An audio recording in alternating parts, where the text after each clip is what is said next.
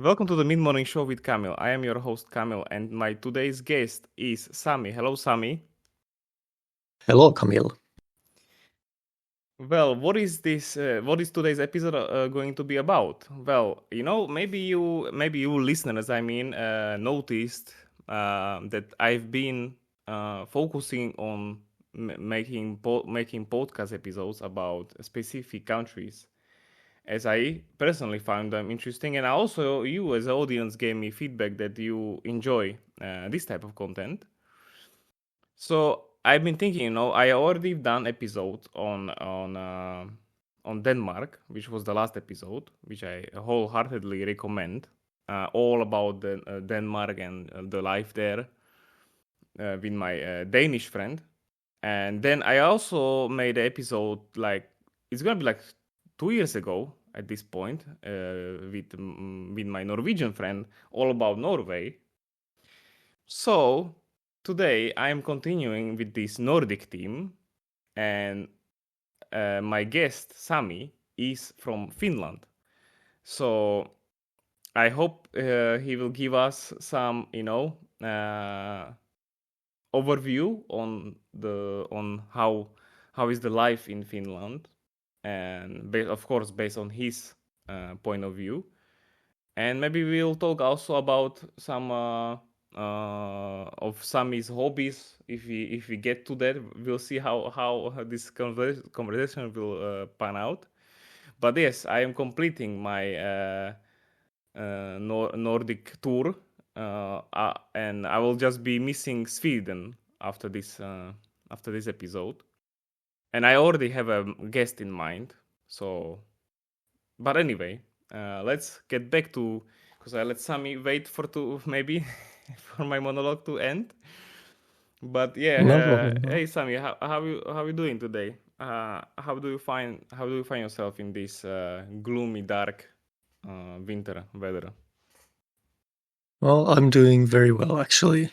And this type of weather feels exactly like home.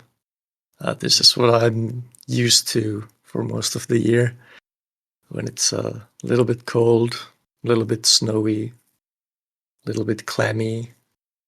I find it refreshing myself. I'm sure everyone else hates it. But yeah, this is what it's like most of the time in Finland. You Most of know, the winter, most of the autumn. Yeah. I just got back to gym this week after having like 6 weeks off, which was a combination of me being sick, then Christmas break, and then me being lazy also. So a whole lot of excuses on my part, for uh, giving a break on working out, giving it a pause. But now I Mm. finally motivated myself to slowly get back to it, and what I'm Nice. saying is that I go after work, so let's say around 5 p.m. I walk, and I just have to say that I fucking hate this weather. I don't know. It's like I am getting worse every winter. That I am on this like downward trajectory. When I was younger, when I was a kid, I actually really liked our winters right around these parts, like Central Europe. Yeah, Mm. because you got a bit of snow sometimes, and I just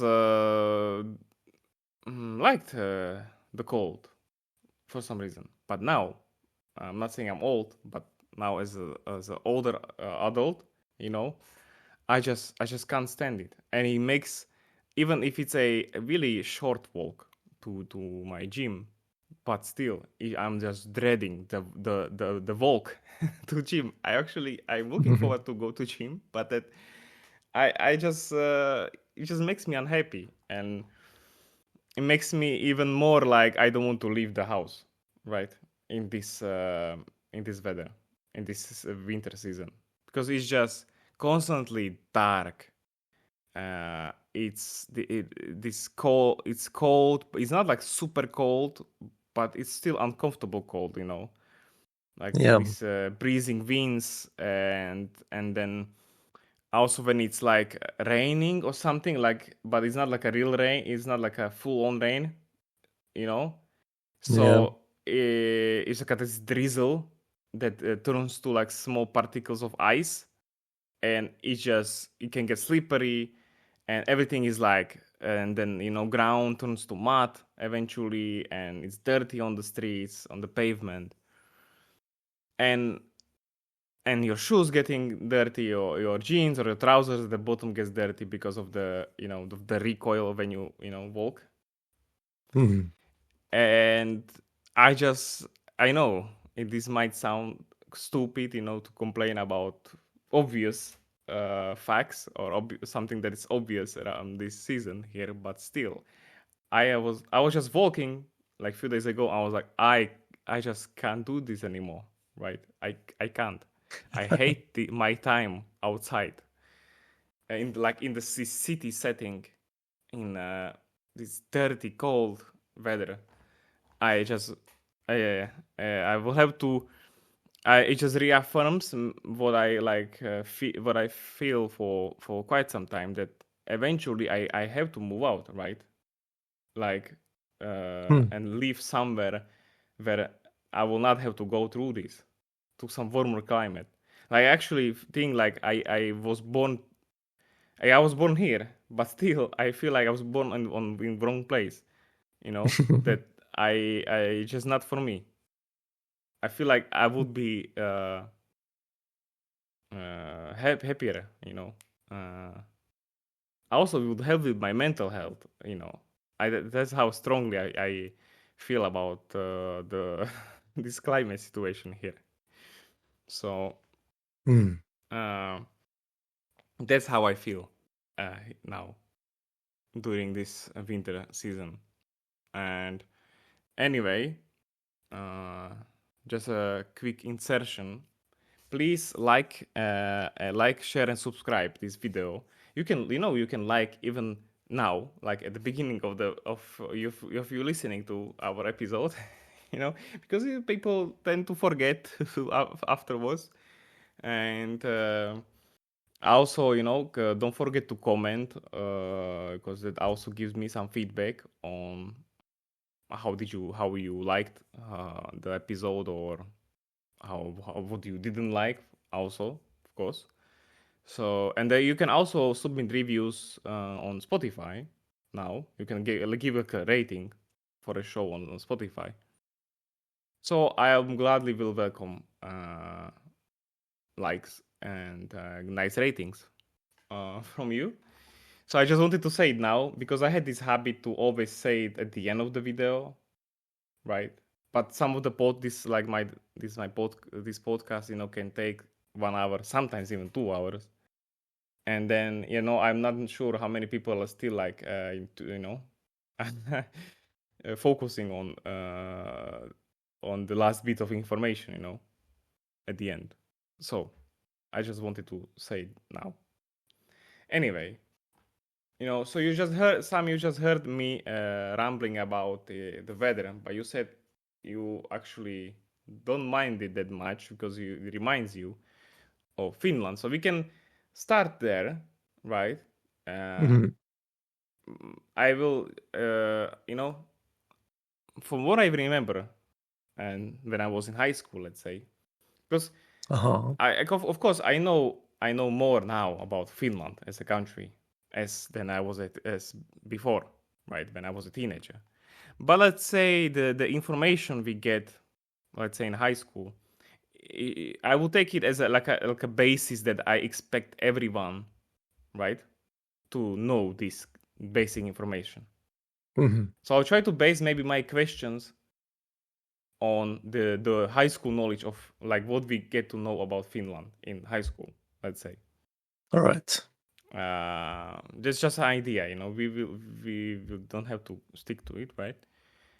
But as I mentioned many times before on my podcast, that I really love geography. I love geography in school, and it's also really important, uh, something really important to me, right?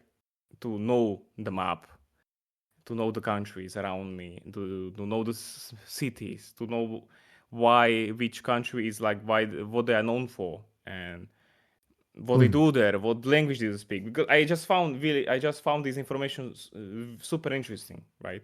And I also respect when I talk to someone that also has at least comparable knowledge, right, on like the world around you. But anyway, so from what we know about Finland, let's say here, is like you have the cycle. You can have the cycle of full on day and night, right? During various times of the year, right? That sometimes you have like 20, like you have just day or just night. So Yeah, when is almost. this true? And how? I guess it doesn't cover the whole Finland, or can you like shed light on it? Right? Yeah, that's pretty easy to explain. So Finland is far enough north that during the middle of summer, you have almost constant sunlight. I live pretty far south, but even there, during the middle of summer, the sun is still out, sometimes at 3 or 4 a.m.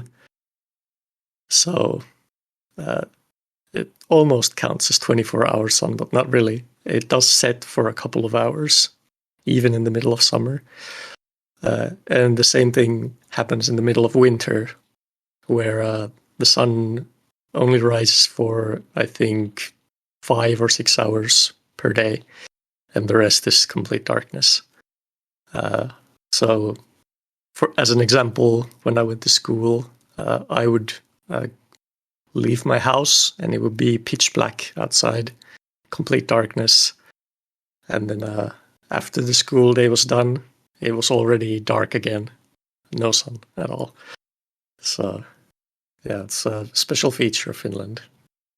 And in the far north, let's say in Lapland or something, there you can experience like actual 24-hour sun and 24-hour darkness during those times of year.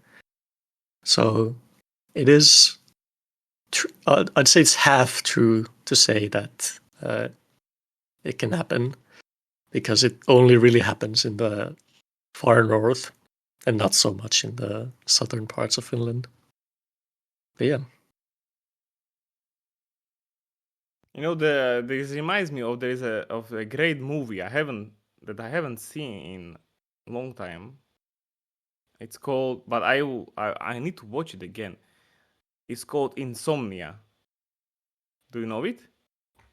Oh yeah, I've actually seen that one. Yeah, that one has the 24-hour sun as the one of the main plot points. Yeah, and Really it has nice. a really star roster, right? You have like Christopher Nolan, the director, and Al Pacino, Robin Williams playing the roles. And from what I remember, yes, it takes place in Alaska, where they also go through this. They go through these day and night cycles in certain parts, and Yeah. it shows how it's one of the themes that you can suffer from insomnia, right? If you're not used to this environment. Oh yeah, But it can. so I recommend this movie, and I also will, I guess, rewatch it because it's been many years. It's from 2002. Yep. So how would you say, is that a problem? Is that a problem there? Like people suffering from sleep deprivation? Well, of course, for locals, it isn't really an issue because obviously you get used to it. You don't really even think about it. But for some people, for sure, having the sun up at midnight and into the late hours of the night, it can mess with your sleep schedule a lot. And a lot of people have blackout curtains, for example, in their house just for that, so that they can sleep better during the summer. I have those too here. Even Yeah. here we don't have that problem, but those are the one of the best things I have like discovered in recent years. Like let's say like a home furniture, guys. It's crazy how good it is. The blackout curtains. Like Yeah. you have complete darkness even during the day. You can have complete darkness if you cover the windows properly. They will not let anything, not even stray of light through them. And Yeah. also, I guess you have like sleeping masks now. I saw some like crazy designs, like 3D printed specifically for your face. I saw like those that they exist now, so I guess that might be a thing. I never Yeah. tried That it. can help. I never tried sleeping mask, unlike that you put on your eyes. Uh, but I would like to experience this phenomenon for sure. At least once in my life, like to travel to spend some time in area where you have to like fight this. That you have either day or night. I guess for me, I I am a night creature, right? I feel like I strive at night.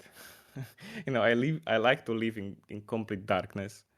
When I'm on my PC, like gaming or watching something, right?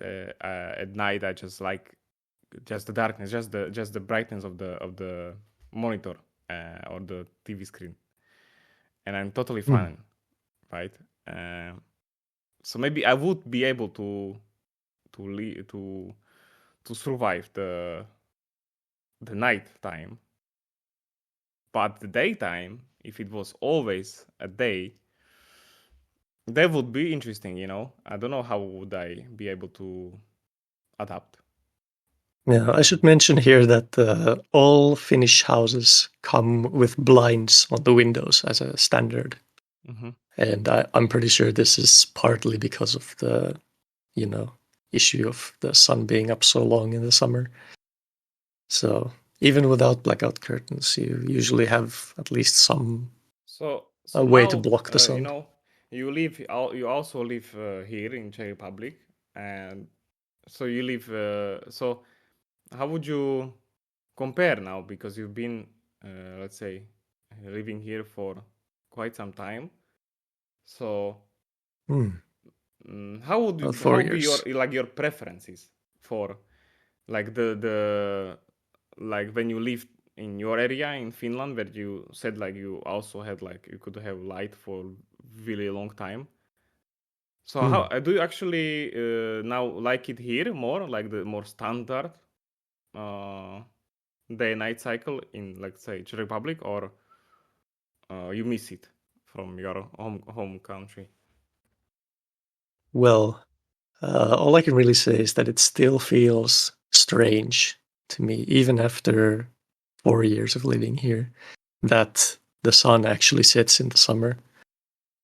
Mm-hmm. Like that still feels weird to me for some reason. I guess I'm so used to having to block it somehow. But yeah. And in the winter, it actually doesn't feel that different for some reason. I don't know.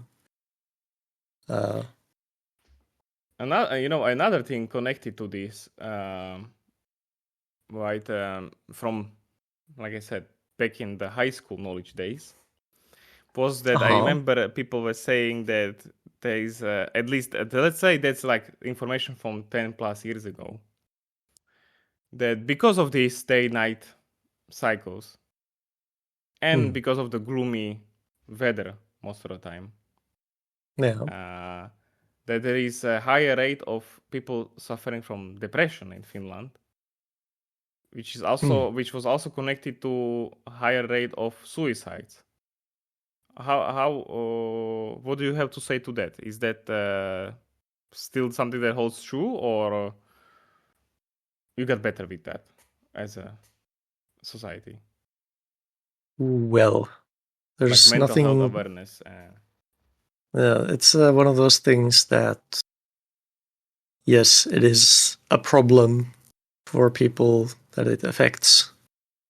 Like, obviously, seasonal depression is a big issue and always has been in Finland because, yes, it's especially in the winter when it's always dark. It's going outside can be dangerous even because it gets so cold, and yeah, that it can exacerbate a lot of other issues in your life and just generally make you very unhappy for almost half of the year.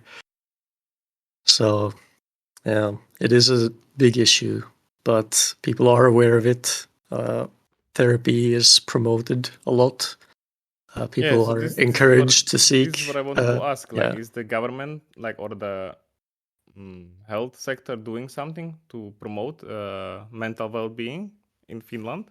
Have you noticed something like that? Well, yeah, in the last few years, I'd say in the last 10 years, Yeah. the amount of sort of awareness and encouragement when it comes to mental health treatment has gone up tremendously. Like, people get told to seek psychological help very easily, especially during regular checkups. Even the doctor can ask how you're feeling, and they can refer you from there Mm-hmm. to receive psychological help. So there are countermeasures going on, but it's one of those issues that's never really going to fully go away, unfortunately, I feel like. But there is help out there, a lot of it, and it's being pushed a lot. So Mm-hmm. it's being managed as much as it can be, I feel like. I think we can also segue now to Finland or Finnish, let's say Finnish mindset and lifestyle, which I am really curious about. How would you describe it? Because I guess I am already done some episodes on Nordics, which or Scandinavia, which Finland is part of, that part of the European continent. And the common theme amongst Nordics, and I don't mean this as a derogatory term, right? But Uh-huh. being introvert is being introverted is a big thing from for Nordics. That it doesn't mean that people are not friendly or something, but definitely I would say that Nordic people tend to be more introverted in like personality wise. However, I will where I'm leading with what I'm trying to say with this is that from all four, so let's say that's Norway, Sweden, Denmark, Finland, you know, from what I gather is that the Finnish are the most introverted, like in general, right? We do There are a have that lot of reputation. there are a lot of great memes always, jokes on the internet about like Finns and their personal space, which is not 1 meter or 2 meters, but might be kilometers that I would prefer. So, Yes. um, so what would you how would you react to uh, this lifestyle or this is that still a really common mindset, or like maybe the young generation is now different than before? Well, from my point of view, living in a pretty, well, not small town, but like a medium-sized town with not a lot of action going on, it still feels the same as it always has. So people tend to be extremely private. No one really wants to talk about their own life to anybody else. And people like to keep to themselves, keep their own space, and be happy talking to the people they already know. And yeah, it's all true what you see in the memes. Even the people waiting at bus stops 2 meters apart from each other. That's Okay. the reality. But have you noticed, like, when you visit and you have you noticed maybe the younger people that maybe they're more extroverted or like the new generation that is growing up on social media and the internet, or it doesn't really affect uh, the Well, Finnish minds. even there, it's a problem. Well, problem is the wrong word, but it has to do with social circles in Finland, which are very insulated and tight. So, for example, there always is a lot of action going on around schools, and that's where most people meet their lifelong friends. It's where you talk to everybody. It's where you socialize a lot, and there's always a lot going on there. But then when you go further in life, you get to the sort of full-time work and family stage, then you always fall back into the stereotype of being a very private person with not a lot of socializing going on most of the time, unless it's with people you've known already for a long time from those previous social circles. And do you think this is based, or have you any idea of, like, why is it like that in your parts? Like, does it stem from some historical reasons, or why are people like that they are more closed and private? Well, one theory I've heard is that people tend to avoid needless conversations because it's a lot of people here feel like it's a waste of time to just exchange small talk when you could just, not use that energy and do something more productive instead. But that's I think that's a very harsh way of looking at it. But yeah, I don't really know.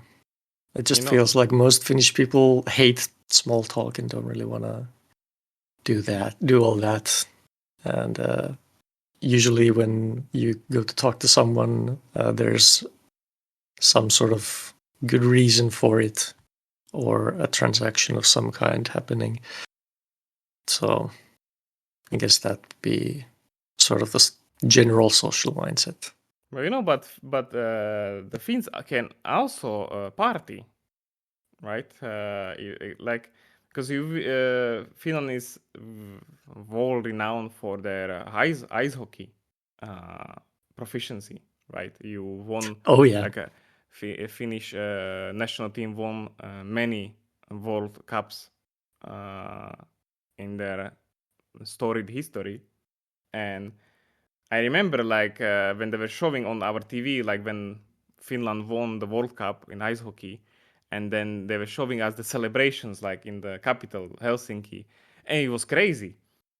Like, it was cold, how people were like half naked, drunk, jumping in the fountain, screaming, dancing, and like just didn't seem like Finland, streets full of people celebrating and going crazy, because they won the World Cup. So it just looked like a interesting juxtaposition to what to how we perceive Finns in general. But but with this ice hockey, I feel like it changes the nation for some period of time. When you win something. Well, And what do you think about this that? is something. Yeah, this is something I can explain.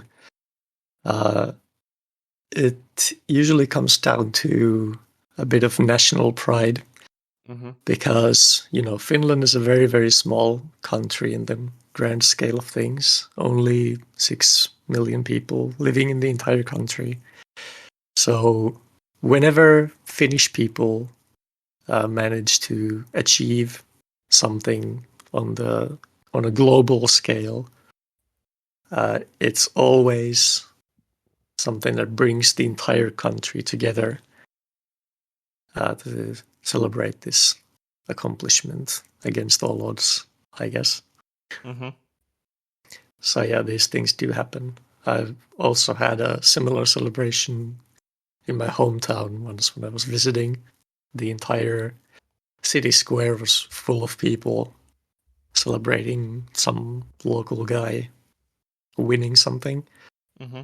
I don't remember exactly what it was, but yeah, these sorts of events where a Finnish person brings Finland into the global consciousness, it always brings out everybody. It always starts a huge celebration. I'm a big fan of Formula One, the racing series, and there were quite a few notable and super successful Finns, like world champions in a history of Formula One. Yeah. Definitely one of the most recent. It's been it was in 2007 when he won these Seoul World Championships, but he won it like Kimi Raikkonen. I guess he Yeah. might be one of the most famous sportsmen or athletes from Finland, maybe like ever. I would say with with how many people know him and his like global impact he had thanks to his like proficiency in racing and success.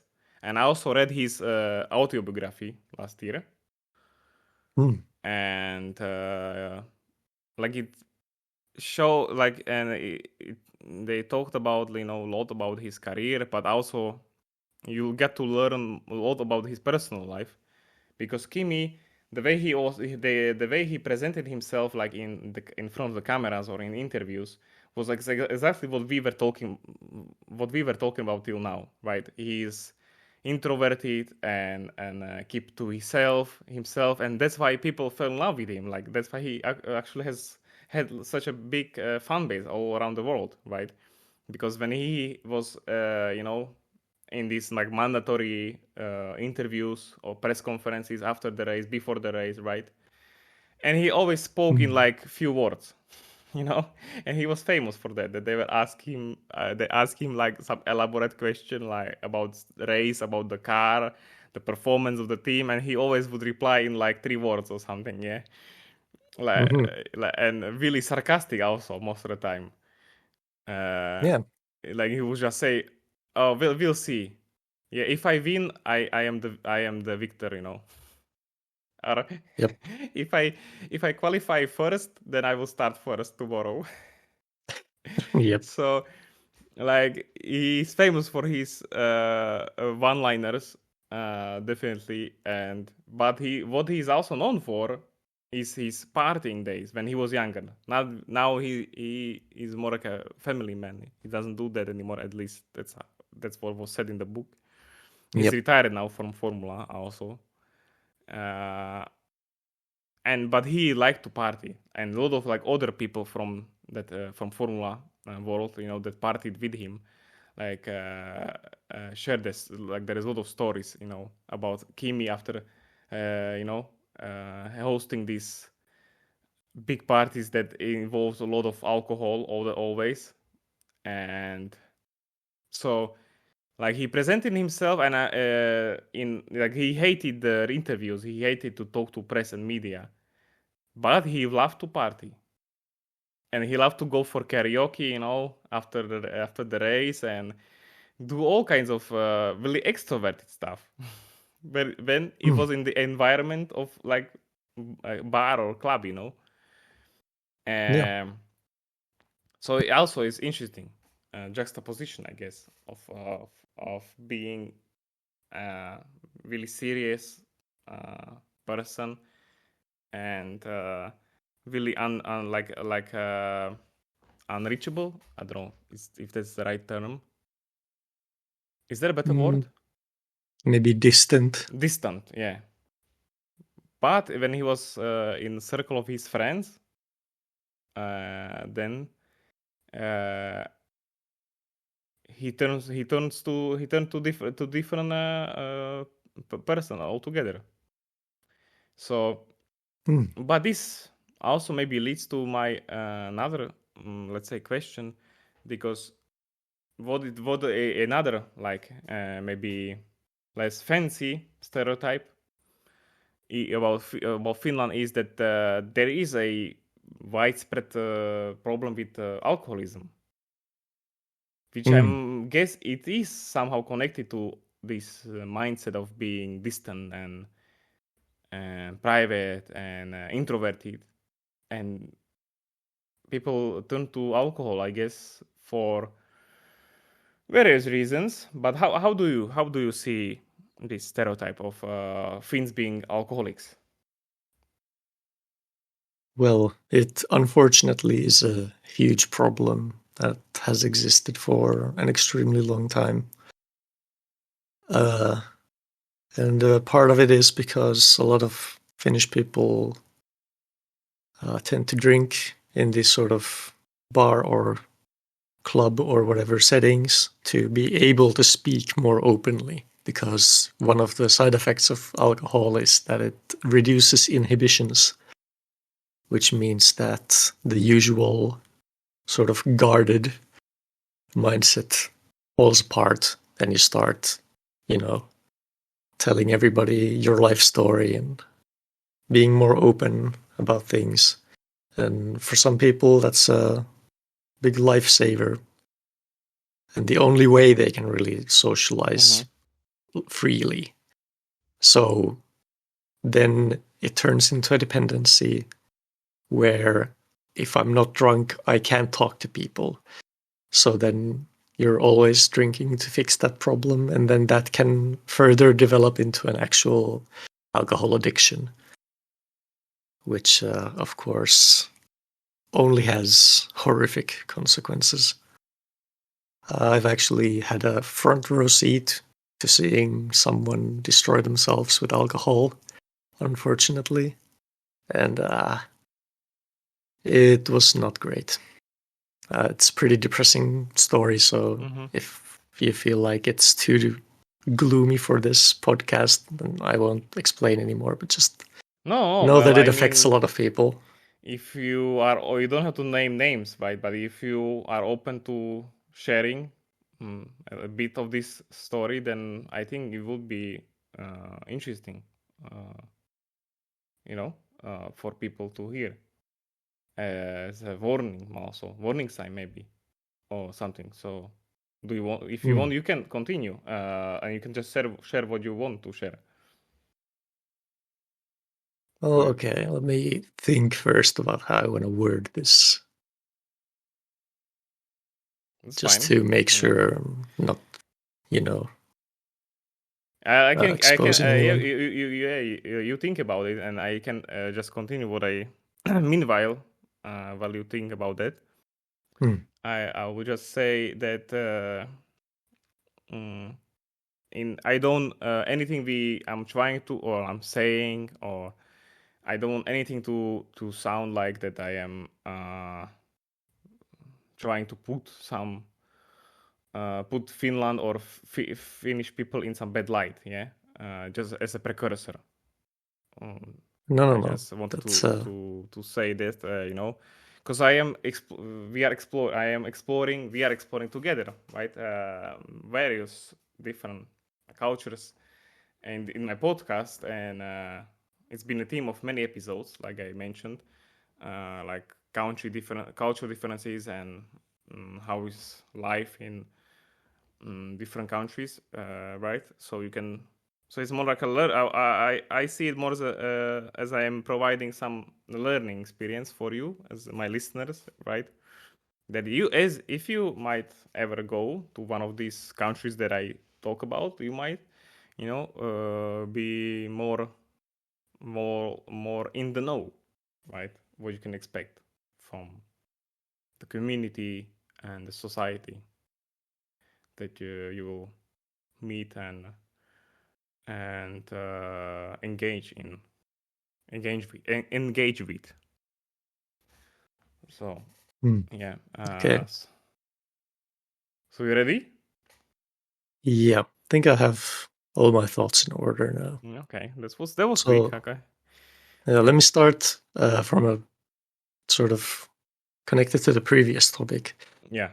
Whenever people drink in Finland, it usually tends to be very heavy drinking.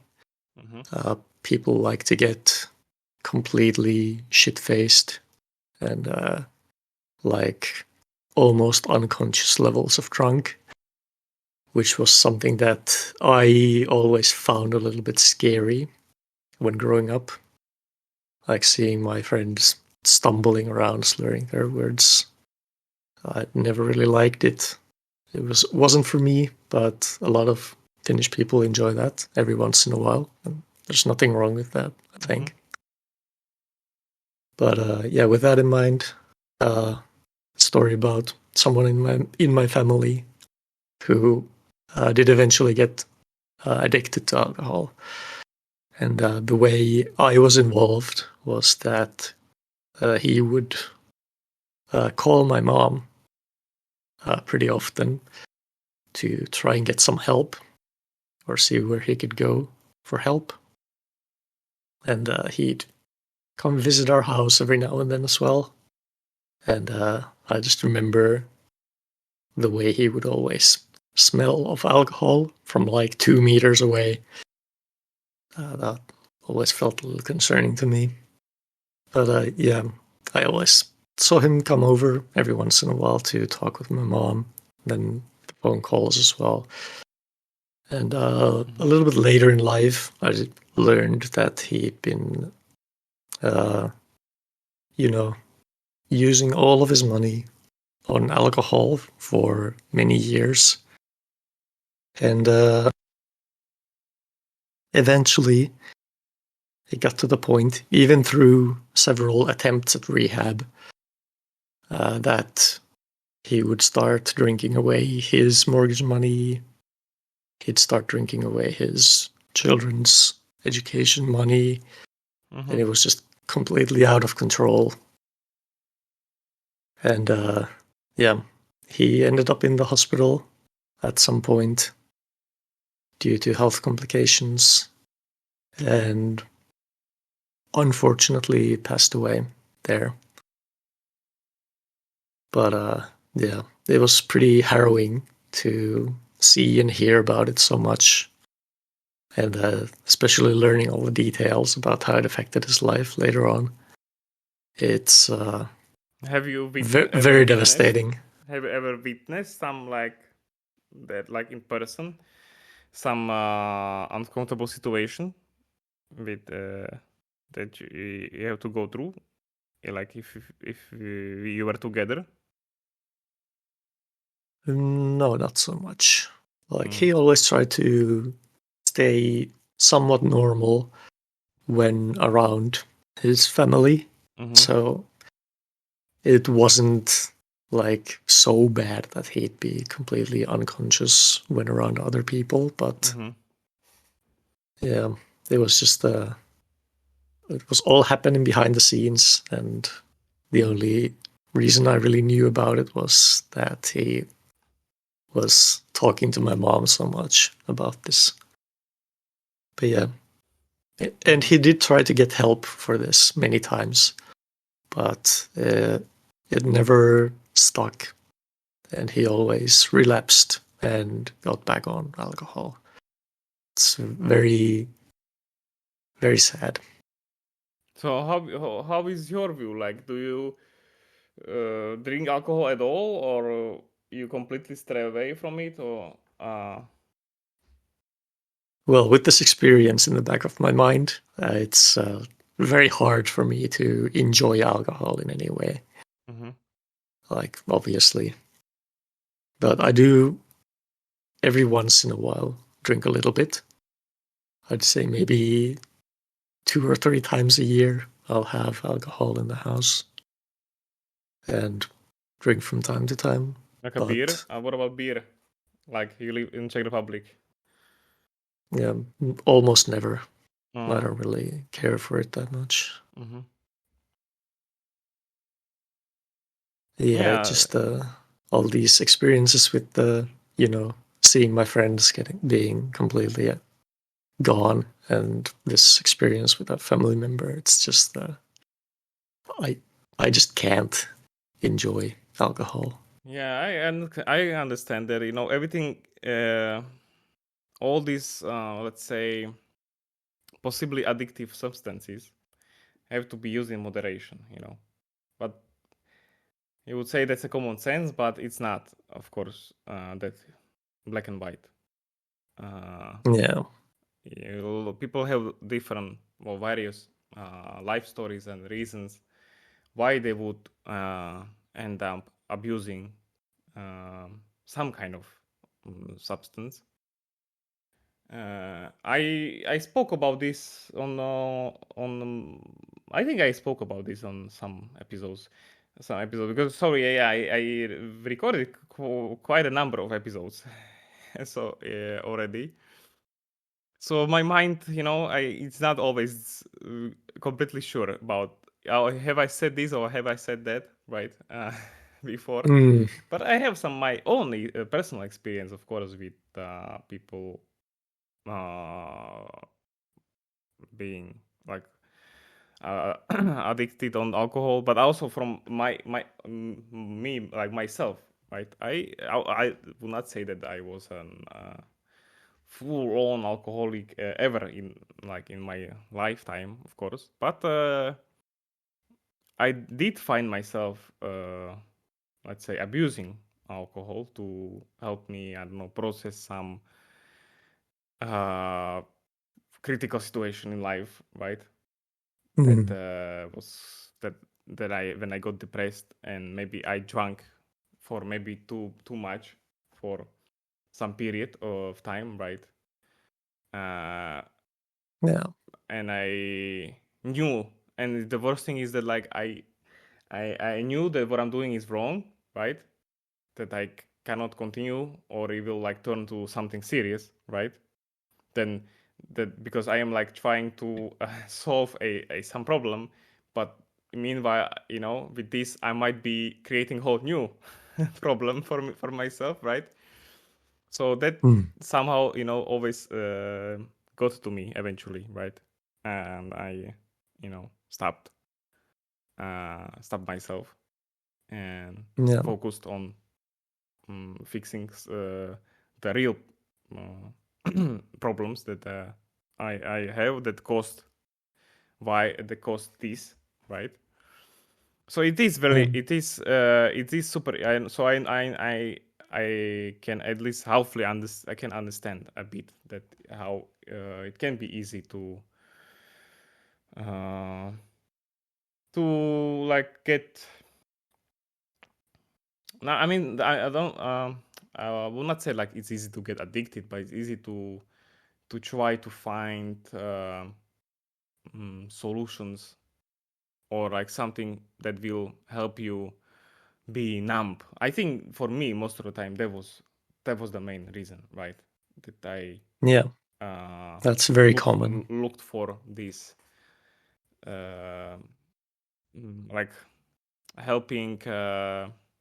It's not a not a helping hand, but how you call it? How you say like a crook or ah it. Mm. I cannot remember. I cannot remember the exact word I want to say. When you lean on something as a crutch, Yeah, that's the one. right? That will help you because I like it will not solve what you're going through, but it will, like in case of alcohol, it will numb your mind, right? And makes you feel a bit more at ease and more like, oh, maybe it's not that bad, and if you just keep being in this state, then you'll just get through it, right? Mm. So I understand, and it is so it is something you, as an adult person, you have to be conscious that about the consequences of Yeah. abusing any kind of like be it alcohol or drugs can lead to overusage, and you can fall into despair pretty I think pretty that's fast. known as self-medication a lot of the time, Yeah. and it's very, very dangerous. It can But be it's a very definitely slippery not like slope. if you drink alcohol or like, I don't know, smoke weed, that you will get addicted like straight away. It doesn't work like that, right? It's a continuous process, but it can be pretty fast. Of course, you can fall into it pretty fast in grand scheme of things, right? But yeah, you have to be responsible. But anyway, thank you for the story, and let's move on. How would you to like when I had Philip here on for the Denmark episode, he talked about, maybe you heard about this stuff also from different sources. Like Danish people have this like hygge lifestyle, or like they have this the general mindset that they like to work, they like to contribute to the society, to the community, while also they like to spend their like hygge time, like to have they really like value spending time with friends and having some cozy time even by yourself at home.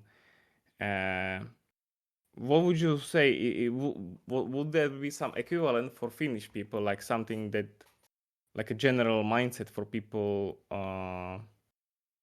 like are would you say that Finns are also known to be like that they have a pride in like working for themselves or taking care of them things themselves? Oh, absolutely. But comes back to those tight social circles again, where usually, well, a lot of people have a lot of pride in their family in Finland. That's something that's very common. Or other than that, it's in terms of free time, it usually comes down to things like, hunting, fishing, something like this with a couple of friends. Again, very tight social circle, very independent activity that also rewards you and your friends in some way. These things tend to be quite common.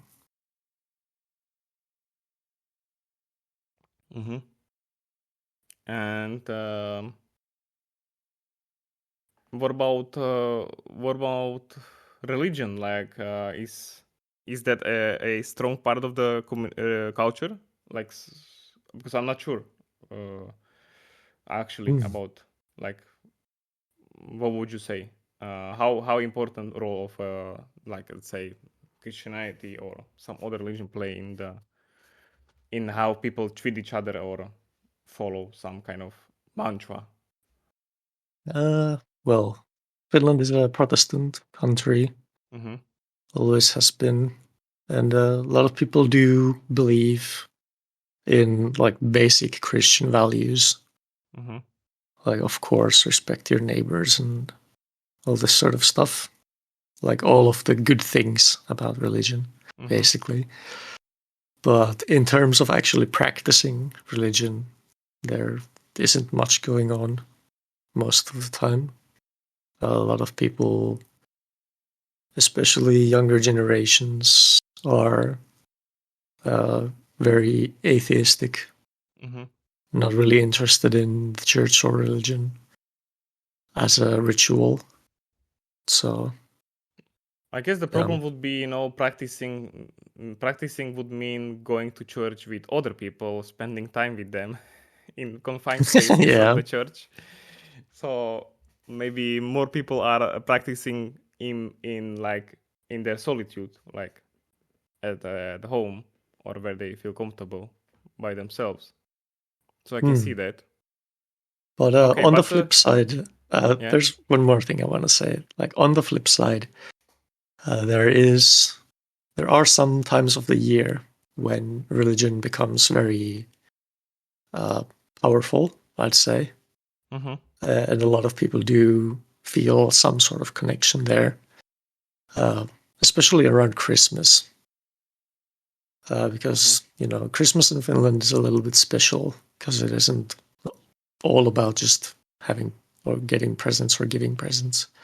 It's also about remembering lost loved ones and respecting the memories of people who have gone and all this sort of stuff, which gets people into churches and into graveyards a lot.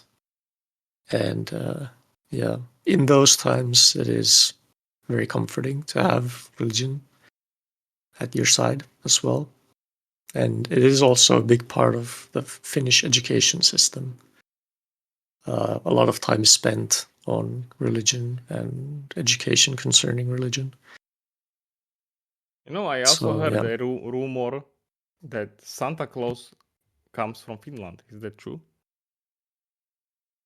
I think Finland it comes from some culture, folk stories from the past. The original Santa Claus. No, I think the current prevailing theory about the original Santa Claus is that it's Saint Nicholas. I forget which country he was from originally, but yeah, that would be the historical origin. The current sort of fantastical origin of Santa Claus that Finland claims is a place called Korvatunturi in Lapland, which is, I believe it's currently the quote-unquote official home of Santa Claus. And you can send letters to Santa Claus at his address in Korvatunturi and all this sort of stuff. And you can get a reply letter as well. And he always has a hotline during Christmas for children. It's so very there is wholesome some truth stuff. to it, I guess. Yeah. But Finland is the home of the Santa Claus. So yeah, we claim to be. I understand why Christmas is important then for you. And another thing. Let's move on to one of the things that I think if I would go, and I would definitely want to go, for a trip to Finland. One thing that I adore is the Finnish love of sauna. Because I love sauna like all my life. I go regularly, right? Because in my gym here in Brno, we have a Finnish like style sauna in the gym. So I always go after every workout. I go for 15 minutes, to this 90 or it's like 90 to 100 degrees sauna, dry sauna, and I just love it. So it's important. It's an important part of my life, even though I'm here. So I feel like I would feel like at home because from what I hear, like you have saunas everywhere. That everyone has a sauna. Like even in like the flat buildings, there are like public free saunas that everyone has access to it anywhere. Yes. So it's true. So that's true, right?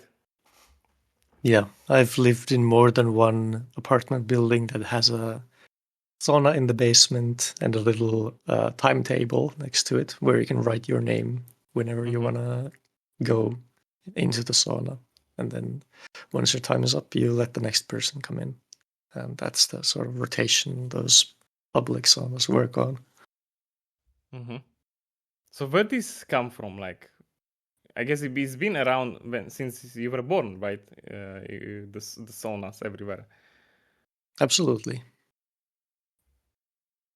Have you ever like researched like where does it come from? Like why the saunas? Because it's cold, or I never really looked into it too much, but yeah, the easy explanation, of course, would be that it's hot. Or no, it's cold in Finland so much of the year that you have to counter it somehow. And there's also a lot of health benefits to saunas. Yeah, they are, of course. Yeah, that they've been promoted quite a bit and it's encouraged to go to the sauna every now and then to keep your What circulation about you? healthy.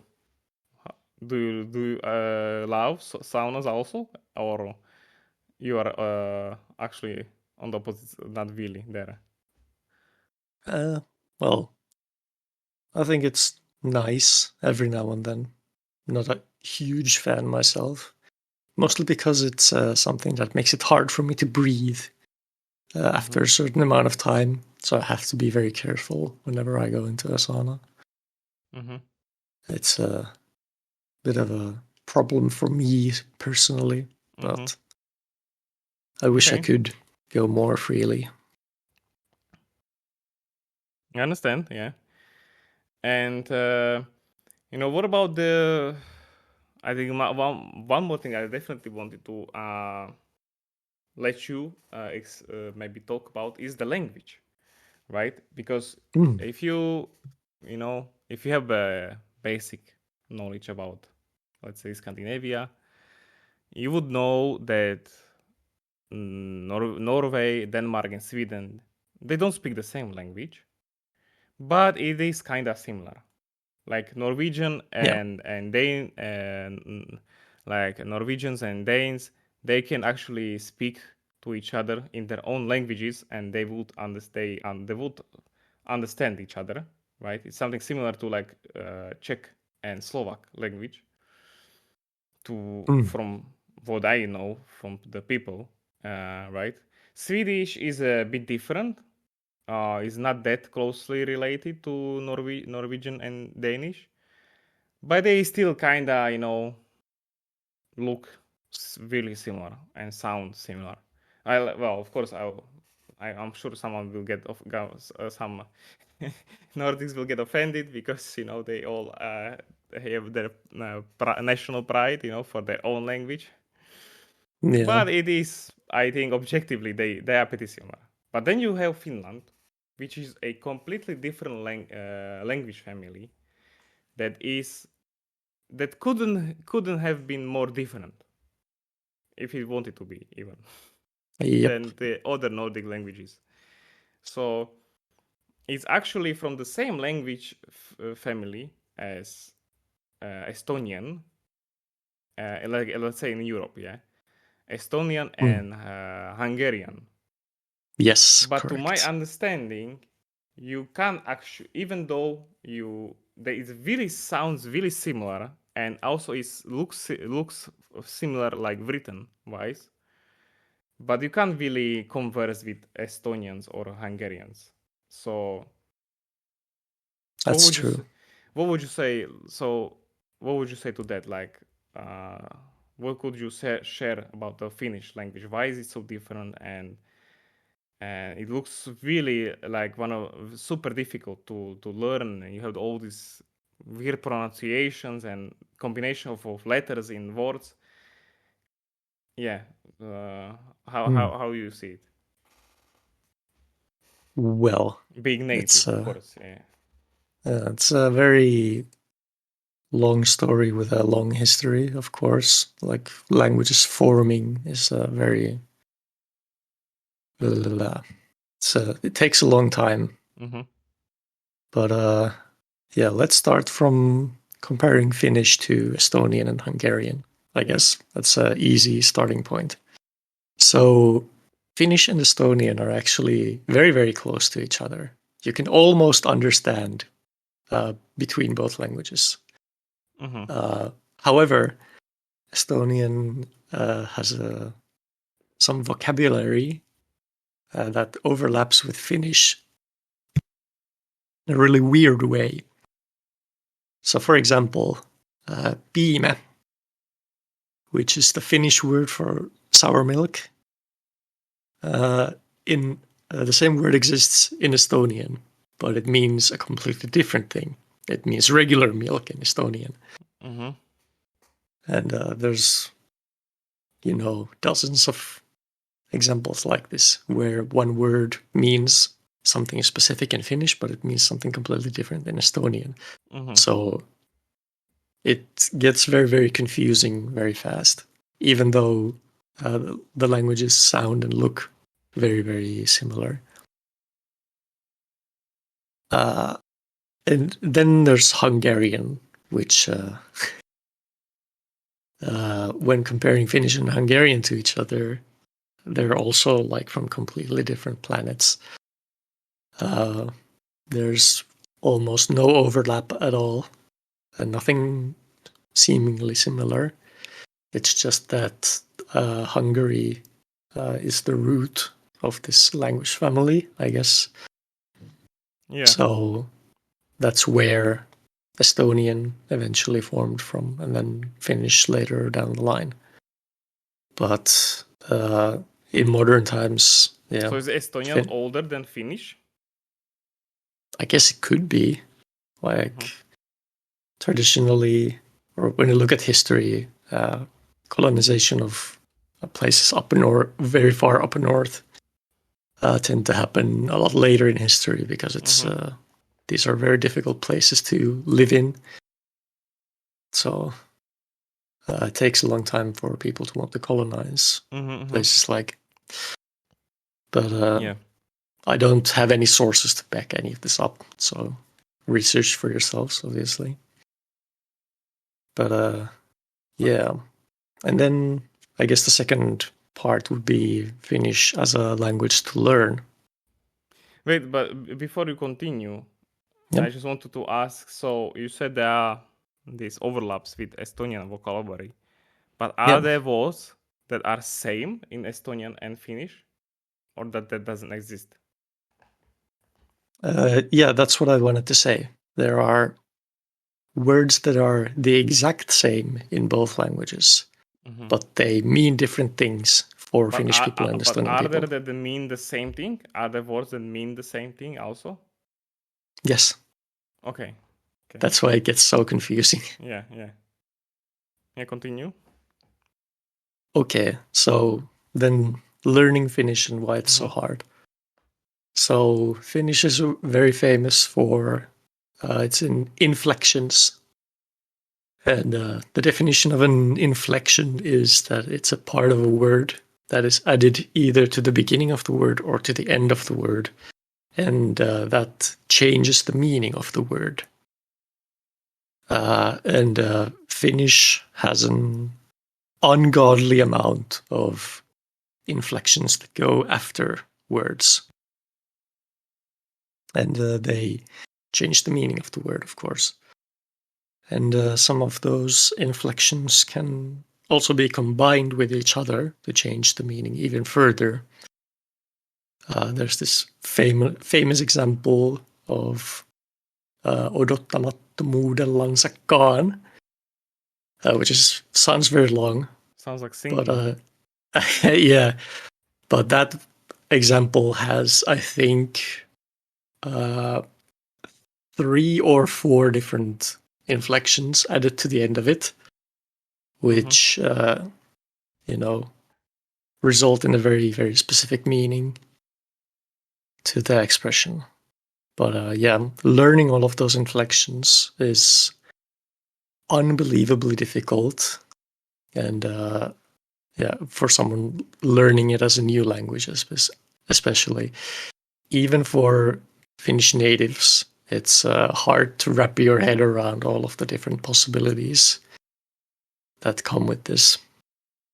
So, yeah, if you manage to learn even just a couple of basic expressions in Finnish, that's already very commendable and a big accomplishment because it's a very, very complex language. I guess the pronunciations are the difficult part for someone coming in from more basic language, right? Because in like let's say Slovak language is that you read as you write, as they say, most of the time. That you see the word and you just read it as you see it, based on the rules, of course. If there's like a C with the the mark, or I don't know how it's called, on top of the C, like the check. I mean, it's not the check mark. I know it's not a check mark, but yeah, I know what you forgot mean. the exact term. So it's like a ch, you know. It's not ts. It's ch. Of course, you Yeah. need to, but then you have English where you don't read as you write, right?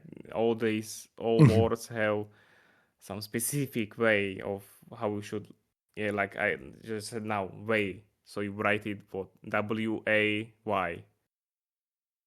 right? But Mm. you have the system how you read it, right? So A is way and Y is, you don't really even like pronounce it as it is an alphabet if you like spell Yeah. the words. It's case-to-case basis, which is very annoying. So but so Finnish is the same, like it's not like you read what you write. No, it is. You read exactly as you write. There are no. Well, there's like two special So you pronunciations. don't have like because like in Danish or Norwegian they have a lot of these like silent letters that you don't really pronounce when you read the word. So you don't have that. You pronounce all the letters, if you know what I mean. Generally speaking, yes, you do. Mm-hmm. Okay. I can't think of any examples off the top of my head of any silent letters. So yeah, I think But you also have generally, like yeah. words, and I see that that are like there is like duplicates of letters. Yeah. What does that? How does that contribute to the how you pronounce the word? You just hold the sound a little bit longer. Mm-hmm. So, for example, kisa, which is race, and kissa, which is cat, has a short S and a long S. And you would write it with one S for kisa and two S's for kissa. Aha. Okay. But you could have solved that like we did in Slavic language. You have like the long letter, right? Yeah. You know, you put like a mark on. So it's like a stick. It's like I should like really get myself to learn how do you call this specific language stuff in English. But you have the like a stick, angled stick symbol, Yeah. right? Which means this letter is long, right? Yeah. So but you decided to like just put more letters to make it Yes. long. Okay. And Oh, it now works you. the same Oh, way for vowels and consonants. so So yeah. it all makes more sense now a bit. I finally Hmm. understand. This was like the most confusing bit for me with the words. And and me and you, we like in different in private discussions, we talked about like also the similarities between Finnish and Japanese, right? Because Yeah. because you know Japanese, right? You know how to converse, if I remember Yes. correctly. Yeah. So you are I'm close to yeah. native. Oh, so even that. So how would you? So because you told me about it, but you can tell to our listeners like what are the strange similarities between Finnish and Japanese language? So okay, this is a very fun topic for me. So let me think for a second. Need Yeah. to remember the correct terminology. Yes, syllables. That's what it was. So Japanese works almost completely on syllables. So two-letter units and the basic vowels. So a, I, u, e, o, and then every syllable is based on those basic vowels. So you get ka, ki, ku, ke, ko, sa, si, su, se, so, Mm-hmm. and so forth. And in terms of how you build words and how you pronounce words, Finnish and Japanese work exactly the same, which is a very interesting similarity.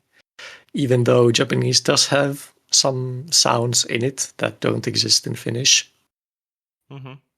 like j and t and stuff like this, Mm-hmm. which Finnish doesn't use, but Japanese does.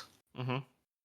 But generally speaking, there was this one example in my childhood, for example, yokikana, which is a very old-fashioned way in Japanese of saying, I think it's good. And it is also technically a word in Finnish, but it doesn't really mean anything. But you can use the building blocks of both languages in the same way to construct words, which is very fascinating. But there are no similar words. There are, but by coincidence, and they Okay. usually mean extremely different things. Mm-hmm. For example, Japanese has the word rekka, and Finnish has the word rekka. Mm-hmm. As you can tell, it's pretty much identical, but the Finnish word means truck, and the Japanese word means something completely different. I forget what it was exactly. So But yeah. could you say some Finnish and Japanese sentence that would sound similar? Do you have some example? Ooh. Like so we That's could difficult. we can like I just can hear the pronunciation or something that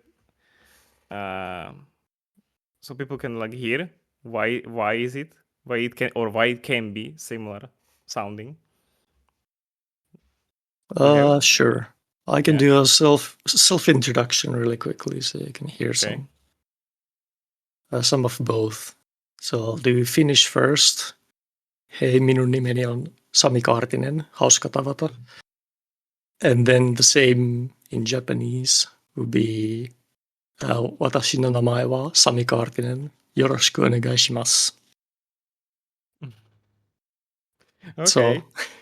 it has a similar cadence, even though Yeah, the cadence definitely. But I guess in Finnish you don't have those like you said like sh and these like these sounds. Yeah, That much. almost not at all. It's Yeah, really strangely if you you if you think about it that how far they are from each other. yeah, These two it's a cultures. crazy coincidence, which is why I find it so interesting. Did this fact help you to like understand the nuances of Japanese language faster? You think? Mm, in terms of understanding, no, not really. But in terms of learning how to speak, it was a huge help, of course, because by knowing Finnish, I already knew 90% of how to pronounce Japanese. All I really had to do after that was learn all of those syllables that don't exist in Finnish. Well, So also the yeah, alphabet or like the signs, the letters that Japanese have the unique ones, right? yeah, hiragana, katakana, and kanji, three different types Very different. of writing. Yeah. Okay. Why? Why there? Is there like a one that is main from the government, or they just use them based on the region? Well, they are all used together. I would say hiragana is the baseline, the most basic form of writing Japanese. That's where you have all the basic vowels and all the syllables. And then kanji it's based on Chinese actually, borrows some of the characters from there to describe complex concepts and specific objects in the world, generally speaking. And then katakana was added a bit later, and nowadays it's mostly used to write out loan words. So words from other languages that aren't Japanese but are used in Japanese. So things like basketball and ice cream that you've probably heard of. before. Those are all written in katakana. And but there are also maybe some other strange familiarities, right? Because, well, I know we focused today on Finland, but still, like the Japan, there are some similarities. Like also Japanese people tend to be more like introverted, right? So there are some mindset similarities. No, between I wouldn't Finns say and. I wouldn't say introverted as much as private again.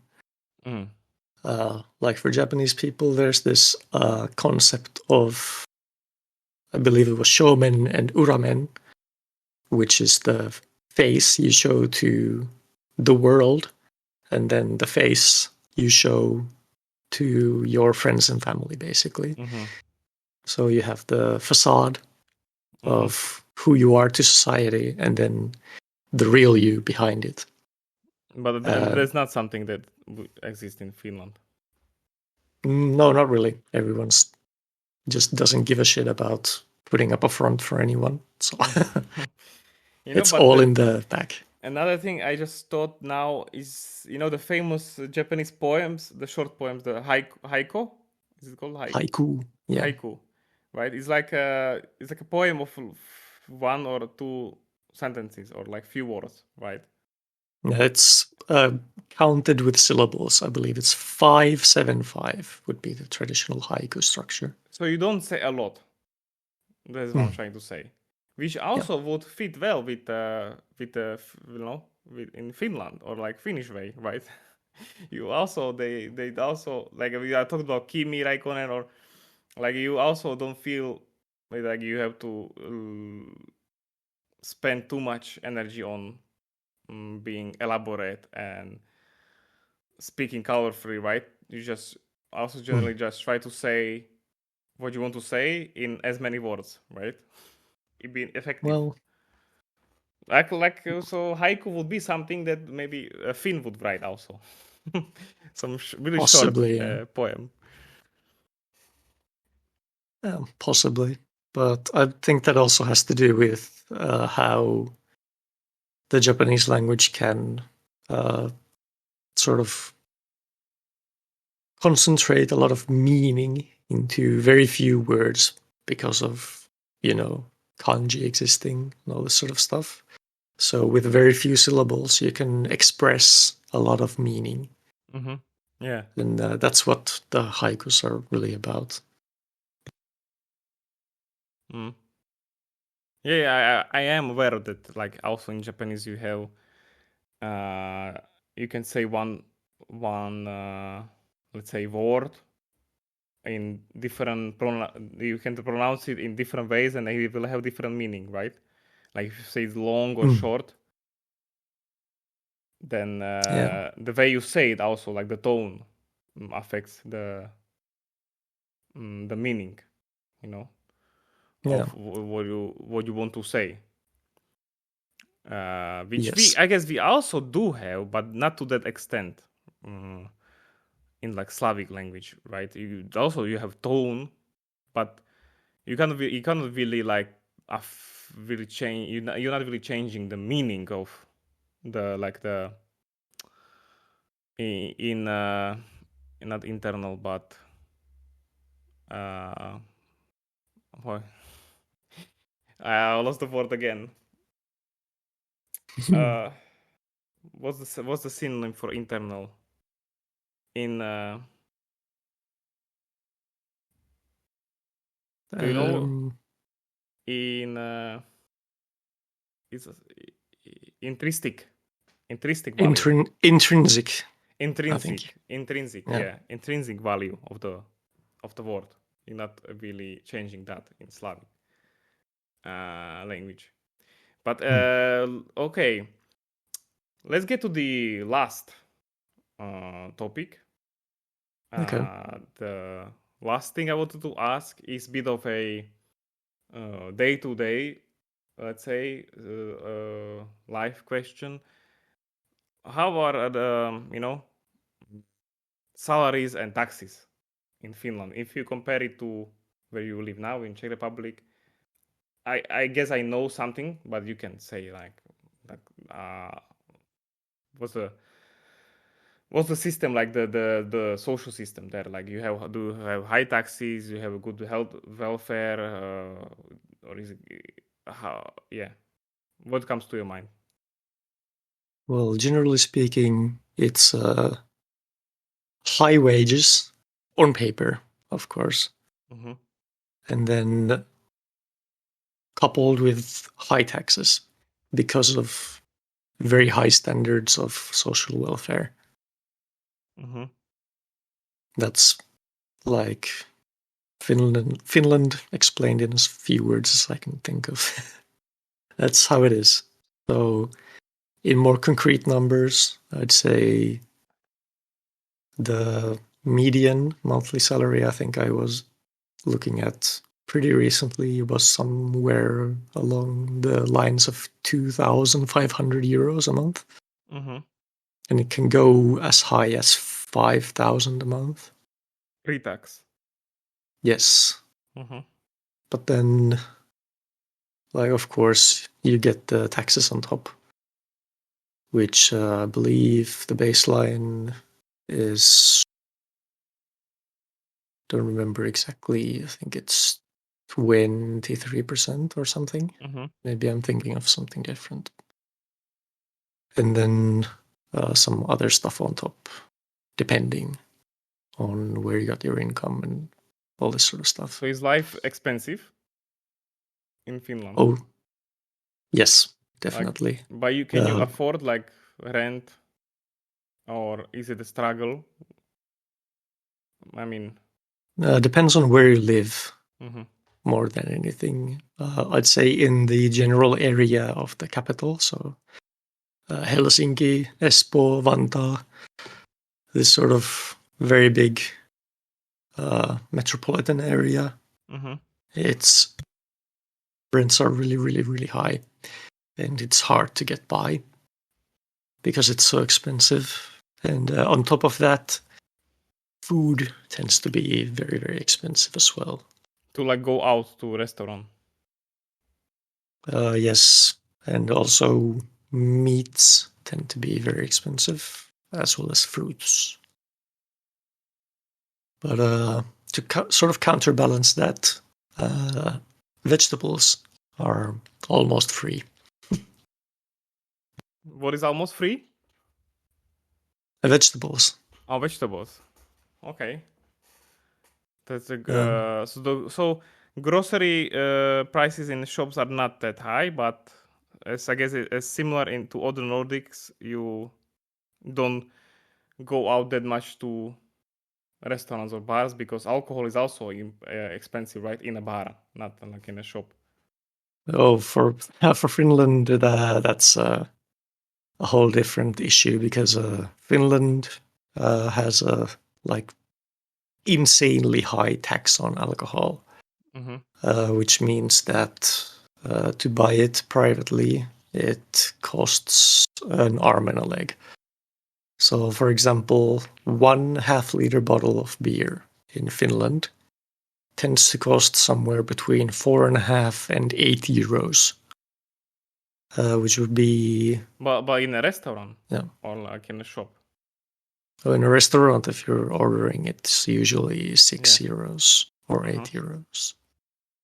So it's also expensive to buy, like in the shop. Yes. But you also have this thing in Finland that you have these liquor stores, right? You don't sell alcohol in general stores. Well, that changed pretty recently. Okay. For a very long time, this state-owned shop called Alko used to be the only place where you could buy alcohol. It was all very strictly controlled. But in recent years, some weaker alcohols have also made their way into supermarkets. Like by beer, weaker not alcohol, weaker alcohols usually means ciders and beer and nothing else. Not wines. Not wines. They're still in alcohol. Okay, so that still exists, those alcohol shops. Yes. As a designated place. Yeah. Mm-hmm. Which is nothing like we don't have nothing like that here, like Czech Republic or Slovakia. Yeah, You can buy Finland's alcohol pretty everywhere. special in that. Yeah. But yet you still have problem. It's still a lot of people have problem with alcohol addiction. Yes. It's interesting, that you put so many regulations and hurdles, but in front of people, but they still, find their way. Yeah, and that's also part of why it's also economically very devastating to be alcohol addicted in Finland, because alcohol is so expensive everywhere that just in order to keep up the addiction, you have to be spending an insane amount of money. And that can lead to financial ruin very quickly. But when you notice, when you mentioned the high taxes, you said it comes with a good social welfare system. So are people generally happy with paying the higher taxes because they know that they have a system to lean on when you are like sick? You can go to hospital and you don't have to be worried about some high bill coming, like in some Western countries, like America. Yeah, that's the biggest reason, really. So people Finland, are happy, or like generally that pay the taxes. If you ask most Finnish people about taxes, they'll say it sucks, but it's for the greater good. Because it does keep up public health care, public dental places, public mental health services, public rehabilitation services, public everything. Like you can find help for pretty much anything, and it will be public for everyone and next to free because it's all supported by the taxes. So that's good, right? Yeah. It's not a bad system. Also schools, of course. All schools in Finland at all levels are free. So up to and including university. Okay. But I guess you still have some private universities. I actually don't think there are any. Okay. I didn't know. I didn't know about that. Yeah. I haven't looked into it, but I believe all the universities in Finland are public. Well, there was a study that I saw. You must have heard also, like that. I don't know from which year it was, but that concluded that Finnish are the happiest people in the world. But it doesn't sound. Maybe it doesn't sound like that based on some stuff we were talking about. How do you see this? Are Finns the happiest people in the world, or they just don't care to answer correctly for the surveys? Well, I'd say the stuff we talked about before and the things that everyone always brings up, like the suicide rates and alcoholism and all this sort of things. These are all affecting like maybe 1 or 2% of all people. So it sounds very, very bad, and it does have very, very bad consequences, to be sure. But in the grand scheme of things, it doesn't affect all that many people. And the rest of everyone is very happy with the systems in place to make sure that you can live a comfortable life. And you have also a lot of freedom to do pretty much anything you want. So there's really nothing to complain about. But there is mandatory military service, right? When you're 18. Oh, yes. For men specifically, yeah. Like 1 year or 2 years? You can choose how long you want to stay, but the minimum is 1 year. What about you? Did you go? Well, I declined military service on the basis of ethical reasons. Mm-hmm. So I didn't want to learn how to murder anyone. And there's a fallback system for that, which is called civil service, I think it is, or would be translated siviilipalvelus, which is just as long. It's 1 year, and it includes education on things like first aid, fire training. What else was there? So you had to go through some Ethical course. living, and yeah, you still have to do something to replace that year. But the civil service is more focused on, humanitarian things. Mm-hmm. There is also a third option technically, which is where you decline both the military service and the civil service. Mm-hmm. And if you do that, then you go to jail for a year. Okay, sounds pretty strict. Yeah, it's no joke. So people And are people generally choosing the military service or the civil service? I think a large majority are choosing the military service Mm-hmm. just because, why not? I don't think a lot of people know that you can decline And so military women service. are not obliged to No, do any, but even not the civil service. you can volunteer for either of them as a woman, Mm-hmm. but you And aren't obligated to. do women like volunteer to military?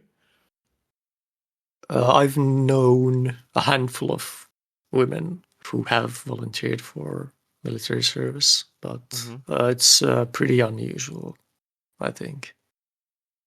Okay. Not too many people want to do that, since it's you don't have to. So why would you? Mm-hmm. It's an interesting concept, for sure. It was in Slovakia too, but it got cancelled. I remember when I was in 5th grade in elementary school. Oh, So I was like 10 or 9 years old. I remember that those news came that they're abolishing the mandatory military service. So interesting. it never came back, and so I didn't have to go through that. But it was when I was 10 years old. Then that's when it happened. So it was like in early 2000s when they changed the laws in Slovakia because people were complaining. Of course. The general public didn't enjoy it. Yeah, it's a divisive topic for sure. A lot of people really don't want the state to be mandating something like that on your life, which is understandable, of course. Yeah, there's consequences, especially if you're 18. It's a lot of other things you could do. But I also understand there's especially in this day nowadays, in this time in this day and age, right, with all this bad stuff happening around us, like if you have a Yeah. war in Europe, Russia attacked Ukraine, and they've been going at it for 3 years now. Finland borders with Russia, so you know. Yeah, that's historically been the reason why the mandatory military And service also has stayed. historically the relations were shit between Finland and Russia. Multiple wars that happened in the past, and conflicts where a lot of people died on both sides. Yep. So yes, that's a really so it's understanding that military service in Finland has its roots in something, and also might be contributing for some sort of safer future, I guess, for Finland. But who knows what will happen in the future? We don't know, of course. I would like all the wars to stop, be it the Ukrainian war or the Middle East, Israel Palestine war and other local conflicts like in Yemen and Saudi Arabia and all that. That's just a lot of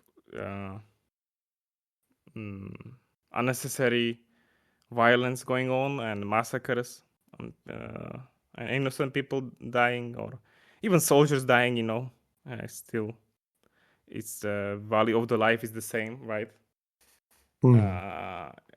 Be it a civilian or soldier, neither of them deserve to die. But that would be a topic for a different discussion. Maybe it's something I could look into for a future episode. But anyway, I think we have covered the Finland pretty well. Well, of course, there still be more to talk, right? Of course, because Finland has a lot of things to share. Like also beautiful nature, right? You have the country, you have the nickname of like, was it 1,000 rivers? Or 1,000 lakes. Lakes. So there's a lot of lakes and beautiful trees, parks, natural parks in Finland. Which would be which are the one of the main reasons I would like to visit Finland for the nature, even though I'm not really that nature guy, but anytime I see some content from Finland nature, it just looks like nothing else. Definitely, I would say. Yeah, I guess that's you agree. one of the big selling points of Finland, for sure. There's a lot to see in nature. A lot of very beautiful sceneries just by, moving from place to place. And also Finland is a generally safe country, right, to travel and visit. Oh, definitely. There's nothing to worry about pretty much anywhere. Maybe in Helsinki you should be a little bit careful, but even there, it's generally very safe. Yeah. Yeah, of course. So thank you, Sami, for coming. I guess we got to the end now. Thank you for joining and coming on the podcast. Any last comments? Like how did you enjoy the conversation of being guest today? It was very nice. And thank you for having me, of course. I hope I didn't ramble too much, but I really enjoyed this conversation. No. Well, that's the point, to ramble. That's one of the part. That's part of it, right? You need to talk and discuss the topics and sidetrack here and there, of course. And I'm happy. I'm also really grateful that you accepted to come on, and I also enjoyed. And I know there are a lot of other topics that you be well versed in that you could talk about a lot, and we might explore if you be interested in the future. Like not about the country, but the hobbies or things you like. Because I know there is overlap between things we both like to do in free time. But anyway, thank you everybody for joining in, listening. Like I said at the beginning, please, don't forget to like, share, subscribe the content both on YouTube and Spotify. I really value the every like I get or comment. It makes me happy, and it makes me go continue forward with making more content. And yeah, so thank you, Sami, and everyone again that joined in, and have a nice rest of the day. and we will hear each other on the next one. Bye bye. Bye bye.